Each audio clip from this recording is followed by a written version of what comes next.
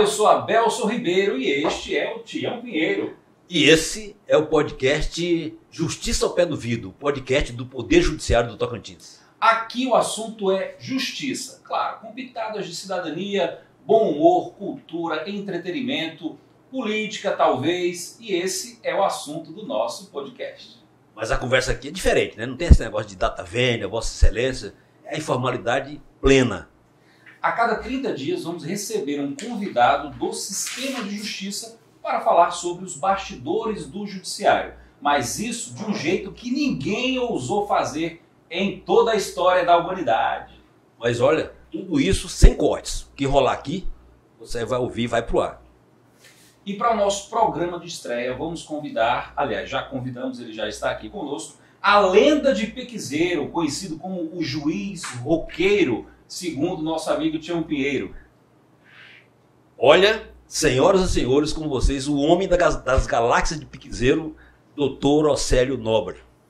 Olá, Océlio. Olá, Tião. Olá, Belso. Muito bom, diretamente de Piquezeiro, mas neste momento pausando aqui no Tribunal de Justiça para falar sobre uma dimensão muito importante da vida de toda a sociedade, que é a atuação do Poder Judiciário. O Poder Judiciário que fala de política, que fala de educação, que fala de economia, que fala de criminalidade, que fala da família. O Judiciário que trata de todos esses assuntos que, de um jeito ou de outro, estão presentes na vida de cada um de nós e cada um de vocês.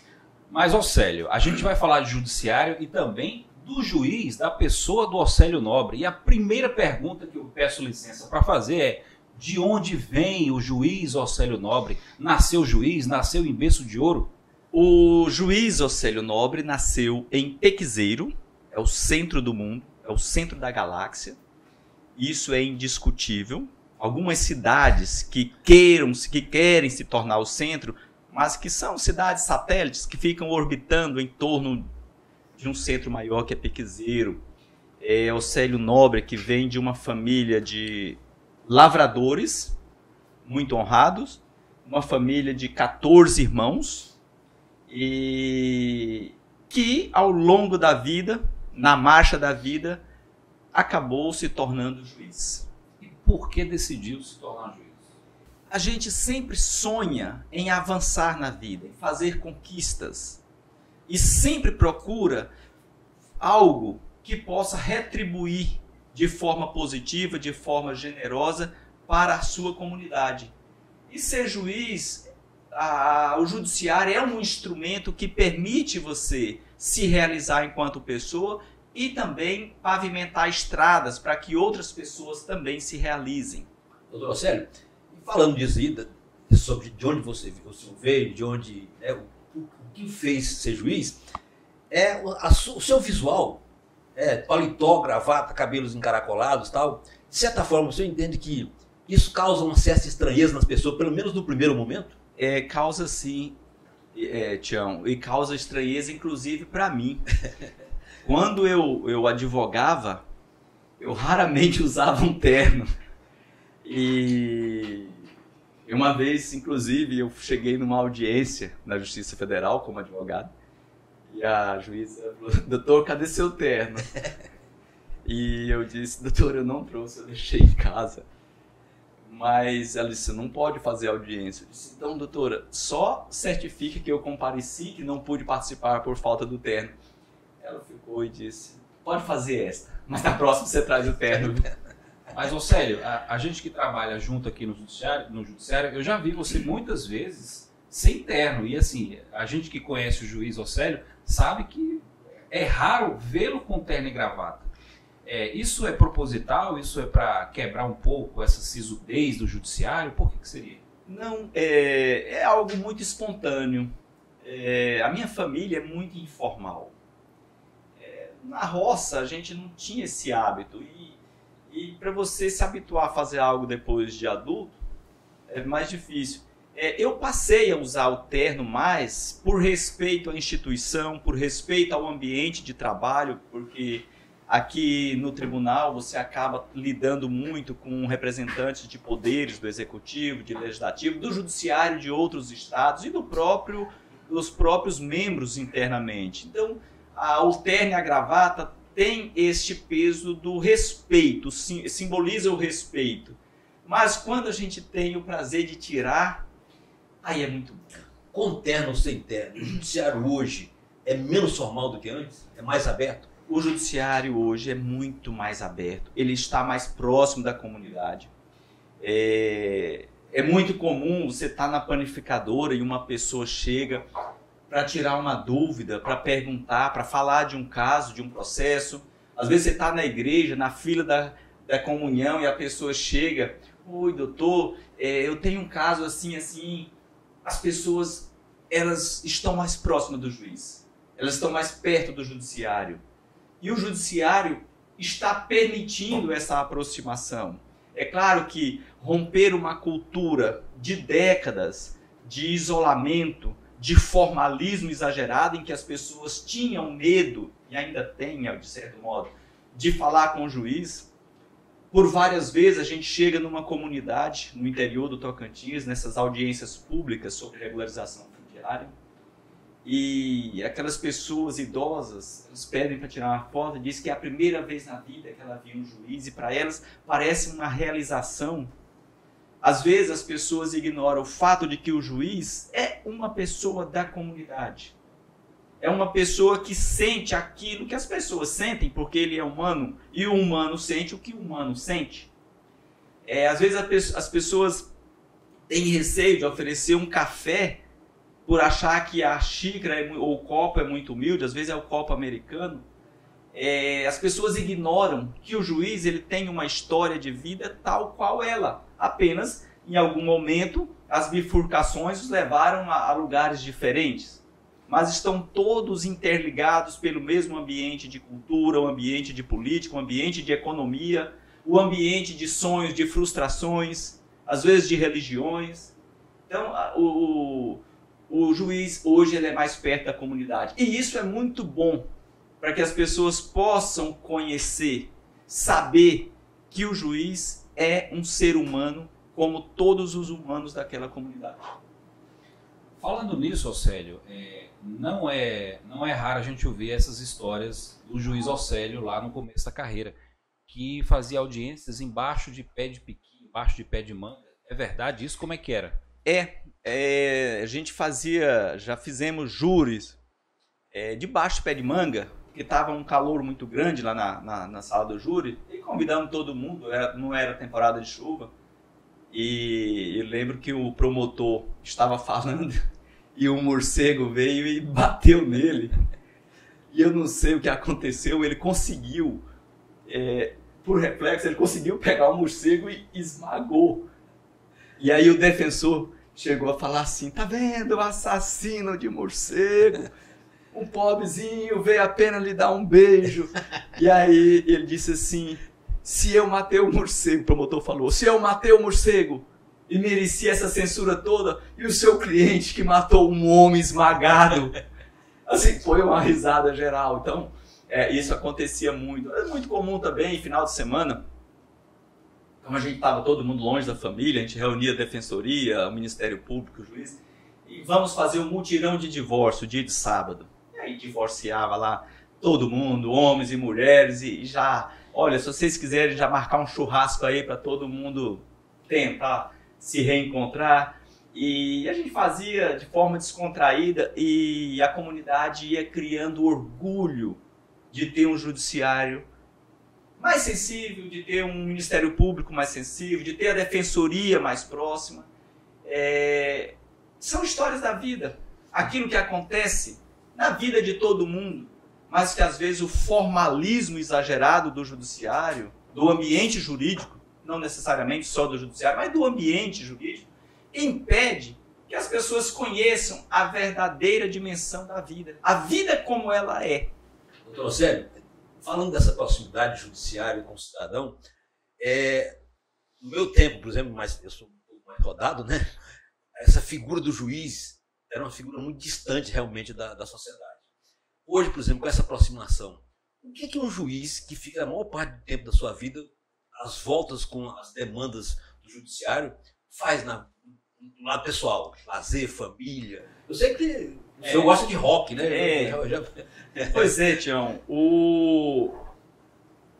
Para a saúde mental do magistrado e para que a sociedade tenha um juiz com saúde mental, é preciso que ele não viva só os problemas do processo.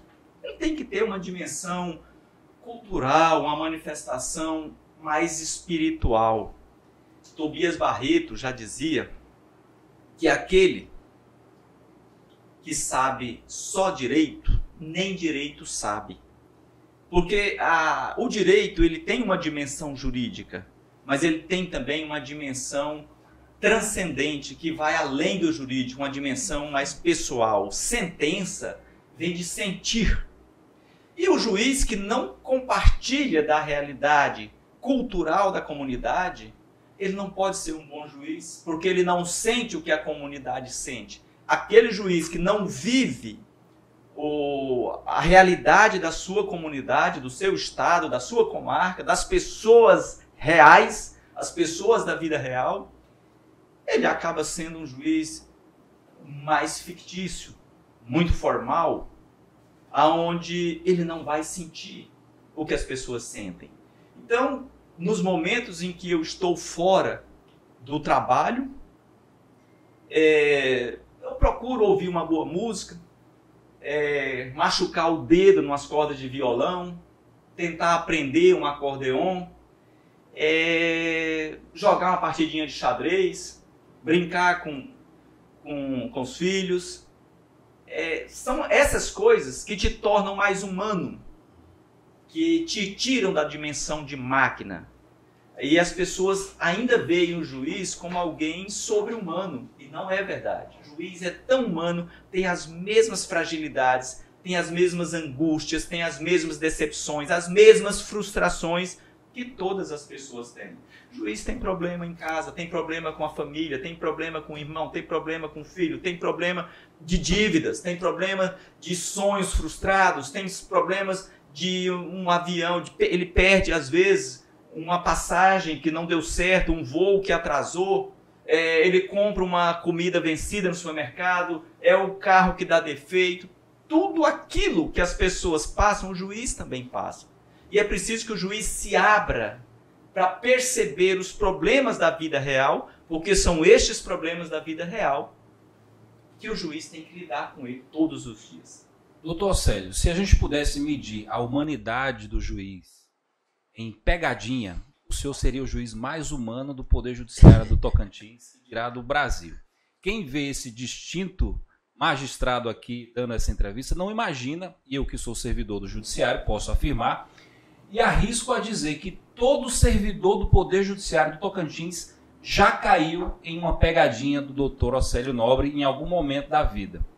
Então eu queria que o senhor contasse algumas dessas pegadinhas, claro que possam ser contadas aqui no nosso podcast. Bom, eu costumo repetir uma frase que eu não sei de quem é, mas eu gosto dela. A gente não pode levar a vida muito a sério, porque ninguém sai da vida com vida. Então, tem que brincar. Brincar faz bem para a alma, uma brincadeira sadia. Nós já tivemos caso, e com certeza os colegas, quando ouvirem isso, vão lembrar. Nós passamos um trote uma vez num colega, dizendo que era da corregedoria, que ele estava fora da comarca, que ele teria problema no vitaliciamento dele, e esse colega começou a gaguejar e não conseguia mais falar ao telefone, e pediu para falar numa sala particular, e foi para essa sala particular, e depois de muito tempo ele começou a entregar a outros colegas, olha, ele viajou, tal dia ele foi a Palmas, tal dia fulano foi a Palmas. E aí eu falei, rapaz, você vai entregar todo mundo? E aí ele começou a xingar, assim, cara, mãe mata do coração. Não, rapaz, para um trem desse, não. Mas isso era bom, porque você acaba também trazendo os colegas para esse lado da brincadeira, né? Porque nós já tivemos casos, Tião, Adelson, de juiz que não interpretou o jeito mais rústico e grosseiro de uma testemunha falar, interpretou aquilo como um desacato. Isso já tem muitos anos, graças a Deus, já é um passado bem distante, né? Como diz Gerardinho, já está lá há muito tempo atrás. Porque você não interagiu com aquela comunidade para perceber que a rusticidade é muito mais um sinal de autenticidade do que necessariamente de grosseria. E às vezes o homem rústico, ele tem um jeito muito peculiar de se expressar. Me recordo, nós temos aqui um colega, o Gilson Coelho, um juiz extremamente humilde, e ele foi ouvir uma vez um homem em Colinas, eu era oficial de justiça, e o homem falava com eles: homem, seu menino, eu acho... E o Gilson insistia em perguntar uma coisa, ele: homem, seu menino, não dá para deixar essa pergunta sem fazer, não? E o Gilson levou tudo na maior alegria, depois ele transformou isso em um conto. Então, assim, isso tem muito a ver com a vivência. Então, ouvir uma música, as pessoas gostam de rock, por que eu não vou ouvir um rock? Eu gosto de ouvir um forrozinho pé de serra, por isso eu estou tentando aprender a sanfona. Porque isso é a cultura da maior parte da população brasileira. Então eu tenho que saber, eu gostar, ouvir pelo menos, eu tenho que ouvir uma moda de viola, porque isso está na nossa matriz cultural. E no dia a dia também. E é do dia a dia. Então, assim, a gente tem que participar desses momentos. E uma festa junina, participar. Então, meu hobby, quando eu não estou no trabalho, Fazendo pegadinha, que é muito bom, fazer uma pegadinha com um, com o outro. Às vezes a gente tenta ligar para um colega dizendo que é um ministro e faz um colega fazer um relatório urgente ali. Eu já caí. Pois é. No momento de abril. Tem uma que ele faz sempre. Quando a gente viajava pelos programas do Tribunal de Justiça para as comarcas do interior, e a gente muitas vezes ficava em hotéis, ele ia primeiro na recepção e falava para a moça da recepção: olha, aquele senhor que está ali, ele é um pouco surdo. Então, quando você for falar com ele, você pode falar bem alto. Esse senhor que ele estava apontando era o presidente do Tribunal de Justiça. Aí, quando ele ia fazer a reserva, checar a reserva, a moça falava gritando no pé do ouvido dele. E ele sem entender o porquê. E a moça falava como se ele fosse de fato surdo. E aí o presidente só sabia que tinha caído numa pegadinha porque estava lá o Océlio se acabando de rir do presidente do Tribunal de Justiça. Abelson, doutor Océlio, diante desse cenário todo, né, nós estamos vivendo um mundo altamente globalizado, altamente conectado, né, com esse perfil seu de formalidade, de acesso, tanto de um lado como do outro, né, do cidadão ao juiz, do juiz ao cidadão. Quais seriam, nesse contexto do mundo hoje, os principais desafios de um judiciário hoje? O judiciário precisa ser inclusivo. Ele tem que evoluir a ponto do cidadão vir ao judiciário para resolver o seu problema e se sentir bem, se sentir acolhido. Quando o cidadão chega ao judiciário e o judiciário não o acolhe, ele se sente totalmente à mercê da sorte. A decisão será uma loteria. É importante que o cidadão se sinta parte do judiciário. Que a justiça seja o ambiente onde ele vem de forma civilizada para resolver o seu problema. Sem passar por nenhum constrangimento, com o menor custo possível. O judiciário tocantinense, as últimas transformações que passou, teve por finalidade fazer esse processo de inclusão. Por exemplo, as audiências por teleconferência. O cidadão poder ser ouvido no conforto da sua casa, sem precisar sair de casa. O juiz ouvir uma testemunha dentro da casa dela, sem ele precisar gastar com locomoção, sem ele precisar gastar com restaurante, com hotel, para ir até a sede da comarca. Muitas vezes a audiência é desmarcada. Então, o judiciário ele está tentando superar o desafio da exclusão para fazer um processo de inclusão do cidadão dentro do ambiente de justiça. O sistema de justiça não pode ser um ambiente apenas para juízes e servidores, promotores e servidores, defensores e servidores, advogados. ele tem que ser o ambiente do cidadão.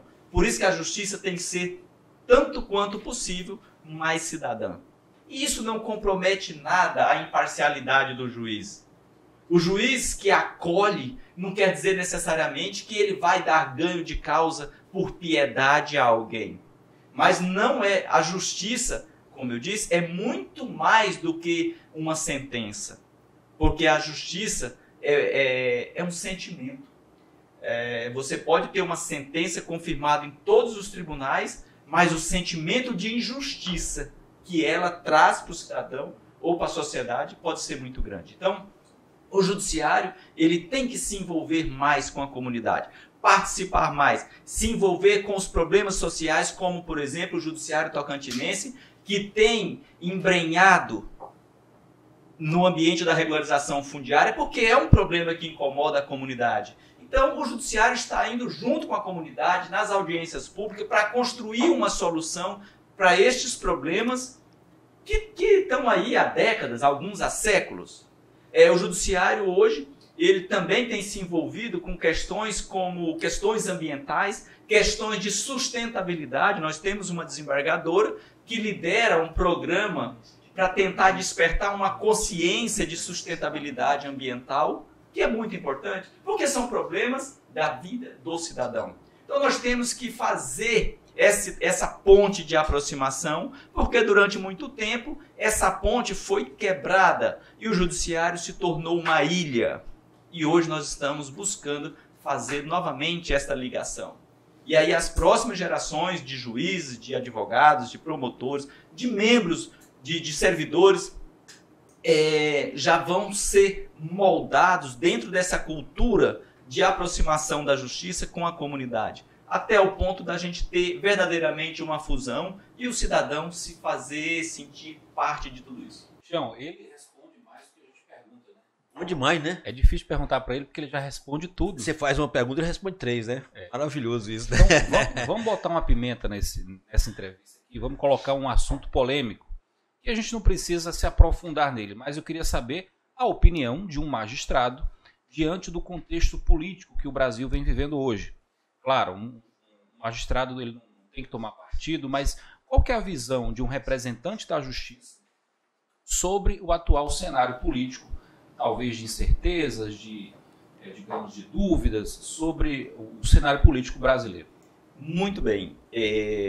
Realmente o judiciário pouco se manifesta sobre uma dimensão tão importante da vida social. Essa turbulência toda que nós estamos presenciando, e eu nunca vi isso em toda a minha vida, tem uma virtude de mostrar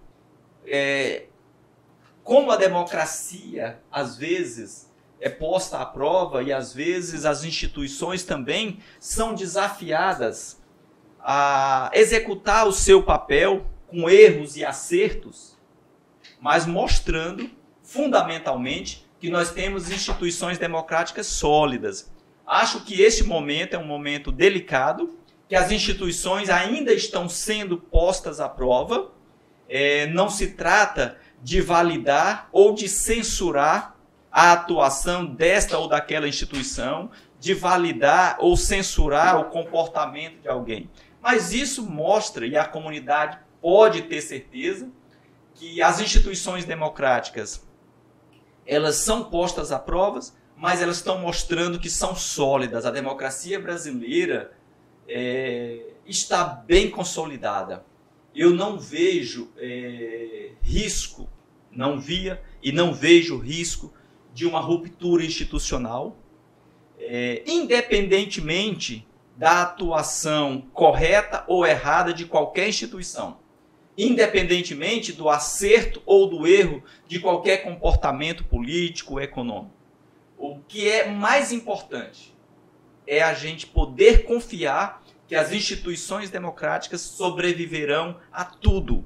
E o cidadão vai poder confiar fundamentalmente no judiciário, saber que os seus danos oriundos das relações de consumo continuarão a ser discutidos no judiciário de forma imparcial, que as omissões do poder público em relação às suas demandas de saúde, as demandas que se relacionam com a sua dignidade, com a dignidade do cidadão, elas continuarão a ser discutidas de forma imparcial pelo judiciário. As turbulências de ordem de direitos trabalhistas, os abusos cometidos pelo poder público, pelo Estado, eles serão contidos de forma muito severa pelo poder judiciário. O que as pessoas precisam perceber é que os três poderes, executivo, legislativo e judiciário, eles precisam continuar independentes e harmônicos. Porque quando um faltar, você terá outros dois para se socorrer. Se os três, se houver a submissão de um ao outro, o cidadão estará seriamente desprotegido e a democracia seriamente comprometida. Doutor Océlio, profissional realizado como o senhor quais seriam os sonhos do cidadão Océlio a partir de então? Tião, é claro que a gente nunca para de sonhar. É o sonho que nos faz avançar, né? Então, eu tenho filhos, a gente sonha em realizar, os pais se realizam nos filhos. A gente sonha com um lar, né, cheio de amor, de paz. A gente sonha em viver num lugar onde não precisássemos de muros. Então nós temos ainda muito que evoluir para a gente produzir uma sociedade mais segura, uma sociedade com mais segurança, com mais civilidade. Seria um conforto muito bom para nossas famílias. A gente poder sair sem ou seu filho sair de casa sem você se preocupar se ele vai voltar.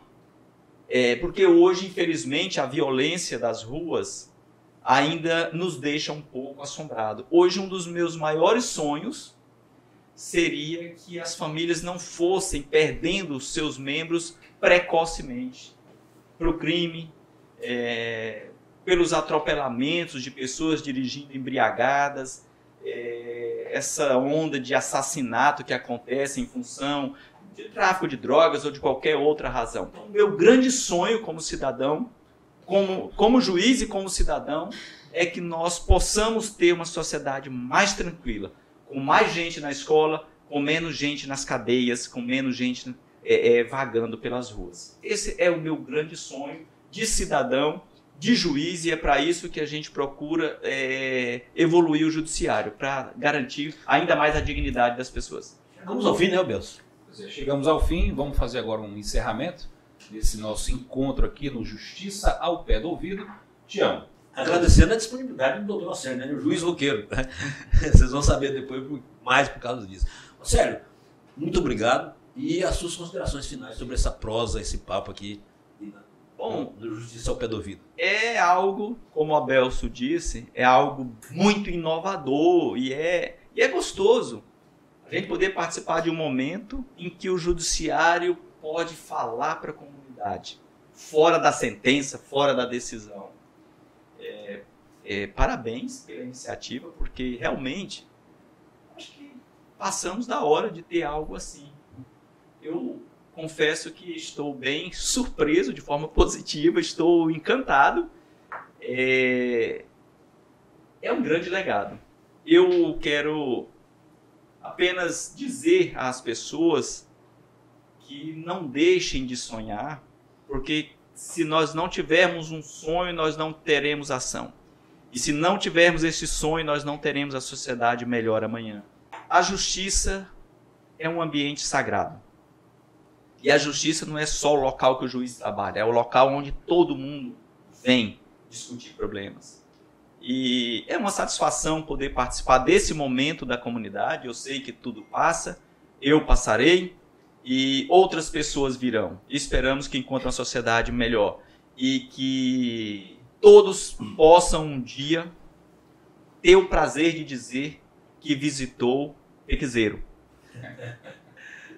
A galáxia, o centro da galáxia, a cidade, a chave do conhecimento da humanidade, a cidade que é o sonho de todos. A gente sonha com um mundo melhor, porque eu sei que o mundo jamais poderá ser como é piquezeiro, mas poderá ser bem melhor do que é. Então, são essas, eu deixo aqui um grande abraço e um grande agradecimento de poder fazer de participar dessa conversa com vocês e com as pessoas que vão ouvir.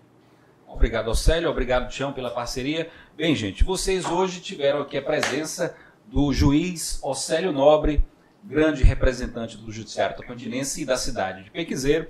A todos que nos assistiram, nosso muito obrigado. Não deixem de acompanhar o Tribunal de Justiça do Tocantins nas redes sociais, curtir, compartilhar e, claro, até o nosso próximo encontro aqui no Justiça ao Pé do Ouvido.